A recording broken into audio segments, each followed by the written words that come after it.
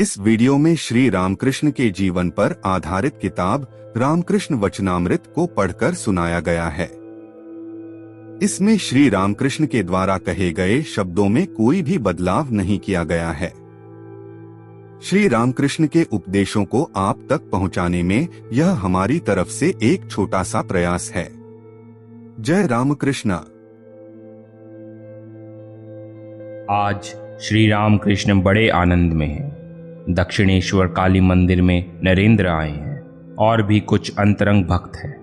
नरेंद्र ने यहाँ आकर स्नान किया और प्रसाद पाया। आज आश्विन की शुक्ला चतुर्थी है, 16 अक्टूबर 1882 ईस्वी, सोमवार का दिन। आगामी गुरुवार को सप्तमी है, दुर्गा पूजा होगी। श्री राम के पास राखल, रामलाल और हाजरा है। नरेंद्र के साथ एक दो और ब्रह्म समाज के लड़के आए हैं। आज मास्टर भी आए हैं। नरेंद्र ने रामकृष्ण के पास ही भोजन किया। भोजन हो जाने पर श्री रामकृष्ण ने अपने कमरे के बिस्तर लगा देने को कहा, जिस पर नरेंद्र आदि भक्त, विशेषकर नरेंद्र, आराम करेंगे। चटाई के ऊपर रजाई और तकिए लगाए गए हैं। श्री रामकृष्ण भी बालक की भांति नरेंद्र के पास बिस्तर पर आ बैठे। भक्तों से, विशेषकर नरेंद्र से और उन्हीं की ओर मुंह करके हंसते हुए बड़े आनंद से बातचीत कर रहे हैं।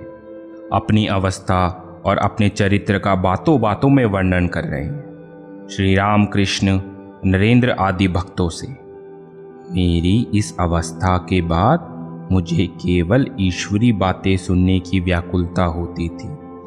भागवत, अध्यात्म, रामायण, महाभारत, कहाँ इनका पाठ हो रहा है, यही सब ढूंढता फिरता था। आर्यधह के कृष्णा किशोर के पास अध्यात्म रामायण सुनने जाया करता था। कृष्ण किशोर का कैसा विश्वास है, वह वृंदावन गया था। वहाँ एक दिन उसे प्यास लगी। कुएं के पास जाकर उसने देखा कि एक आदमी खड़ा है। पूछने पर उसने जवाब दिया, मैं नीची जाति का हूँ और आप ब्राह्मण हैं, मैं कैसे आपको पानी निकाल कर दे दूँ। कृष्ण किशोर ने कहा, तू कह शिव, शिव शिव कहने से ही तू शुद्ध हो जाएगा। उसने शिव शिव कहकर पानी ऊपर निकाला। वैसा निष्ठावान ब्राह्मण होकर भी उसने वही जल पिया। कैसा विश्वास है। आर्यधह के घाट पर एक साधु आया था। हमने सोचा कि एक दिन देखने जाएंगे। काली मंदिर में मैंने हलदारी से कहा, कृष्ण किशोर और हम साधु दर्शन को जाओगे, तुम चलोगे? हालीधारी ने कहा, एक मिट्टी का पिंजरा देखने जाने से क्या होगा। हलदारी गीता और वेदांत पढ़ता था ना, इसी से उसने साधु शरीर को मिट्टी का पिंजरा बताया। मैंने जाकर कृष्ण किशोर से वह बात कही तो वह बड़े क्रोध में आ गया। उसने कहा, क्या हलदारी ने ऐसी बात कही है? जो ईश्वर चिंतन करता है, राम चिंतन करता है और जिसने उसी उद्देश्य से सर्व त्याग किया है, क्या उसका शरीर मिट्टी का पिंजरा है? हलदारी नहीं जानता कि भक्त का शरीर चिन्मय होता है। उसे इतना क्रोध आ गया था कि काली मंदिर में फूल तोड़ने आया करता था, पर हलदारी से भेंट होने पर मुंह फेर लेता था, उससे बोलता तक ना था। उसने मुझे कहा था, तुमने जनेऊ क्यों फेंक दिया? जब मेरी यह अवस्था हुई तब अश्विन की आंधी की तरह एक भाव आकर वह सब कुछ ना जाने कहाँ उड़ा ले गया। कुछ पता ही ना चला। पहले की एक भी निशानी ना रही। होश नहीं थे। जब कपड़ा ही खिसक जाता था तो जनेऊ कैसे रही?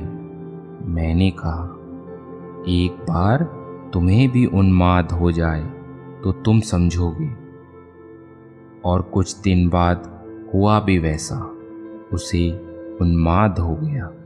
तब वह केवल ओम ओम कहा करता था और एक कोठरी में चुपचाप बैठा रहता था। यह समझकर कि वह पागल हो गया है, लोगों ने वैद्य बुलाया। नाटागढ़ की राम कविराज आया।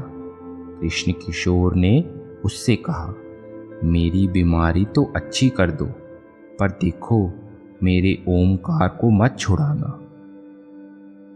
यह सुनकर सब हंसने लगे। श्री राम कृष्ण। एक दिन मैंने जाकर देखा कि वह बैठा सोच रहा है। मैंने उससे पूछा, क्या हुआ है? उसने कहा, टैक्स वाले आए थे, इसलिए सोच में पड़ा हूँ। उन्होंने कहा है रुपया ना देने से घर का माल बेच लेंगे। मैंने कहा, तो सोचकर क्या होगा? अगर सब उठा ले जाएं तो ले जाने दो, अगर बांध कर ही ले जाएं तो तुम्हें थोड़े ही ले जा सकेंगे, तुम तो आकाश हो। कृष्ण किशोर कहा करता था कि मैं आकाशवत हूँ। वह आध्यात्म रामायण पढ़ता था ना, बीच बीच में उसे तुम ओम हो कहकर दिल लगे करता था। तो हंसते हुए मैंने कहा, तुम ओम हो, टैक्स तुम्हें तो खींचकर नहीं ले जा सकता। उन्माद की दशा में मैं लोगों से सच सच बातें स्पष्ट कह देता था, किसी की परवाह ना करता था। अमीरों को देखकर मुझे डर नहीं लगता था। यदु मलिक के बाग में यतीन्द्र आया था, मैं भी वहाँ था। मैंने उससे पूछा, कर्तव्य क्या है? क्या ईश्वर का चिंतन करना ही हमारा कर्तव्य है? यतीन्द्र ने कहा, हम संसारी आदमी हैं, हमारे लिए मुक्ति कैसी? राजा युधिष्ठिर को भी नरक दर्शन करना पड़ा था। तब मुझे बड़ा क्रोध आया। मैंने कहा, तू भला कैसा आदमी है? युधिष्ठिर का सिर्फ नरक दर्शन ही तुम्हें याद है।